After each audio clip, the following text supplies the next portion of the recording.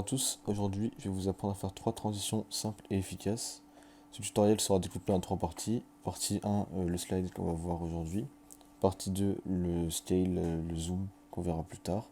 Et la partie 3 concernant la rotation qu'on verra à la fin.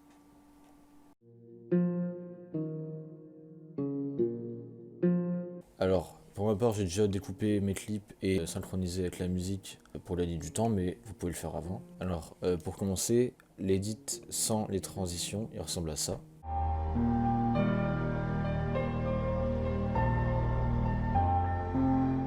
Donc voilà. Alors, maintenant vous allez créer un objet nul. Alors, pour cela, soit vous allez dans le calque, créer objet nul, soit vous cliquez droit ici, créer objet nul. Moi je vais le mettre ici, et je vais le couper à la taille de mon clip.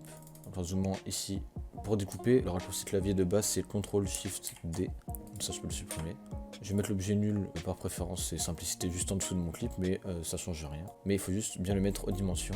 Alors pour ma part, je vais dupliquer mon objet nul. Je vais redupliquer encore une fois pour gagner du temps, au lieu de devoir recréer un objet nul après. On va le décaler. Alors, vous allez lier votre premier clip de base au premier objet nul, puis le deuxième objet nul au deuxième objet nul, en cliquant sur les spirales ici ou en sélectionnant le calque ici. Donc pour la première transition, on va faire un slide horizontal vers la gauche qui fera aller vers la scène par là. Donc pour cela, on va appuyer sur P en sélectionnant l'objet nul, à faire clic droit, séparer les positions. Moi je vais animer donc, un slide horizontal, donc je vais bouger la position X.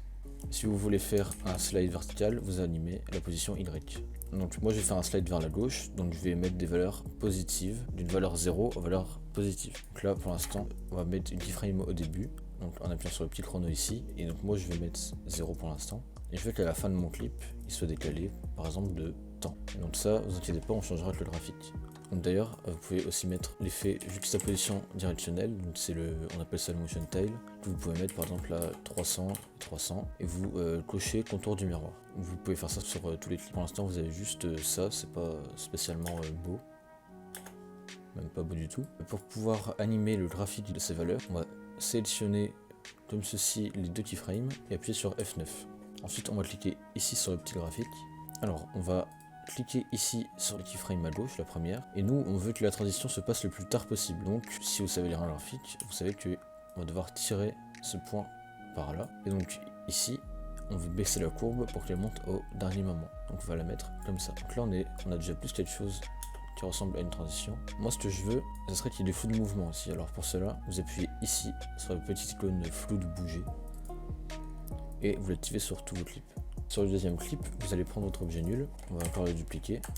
Donc ici, je veux que ce clip là suive la transition. Donc pour cela, on va animer la position dans l'autre sens. Donc on va faire encore séparer les positions, tout en liant les objets nuls. On va encore animer la position X, et cette fois-ci, la keyframe de 0, on va la mettre à la fin. Et au début, on va mettre une valeur négative, pour que le slide se fasse dans l'autre sens.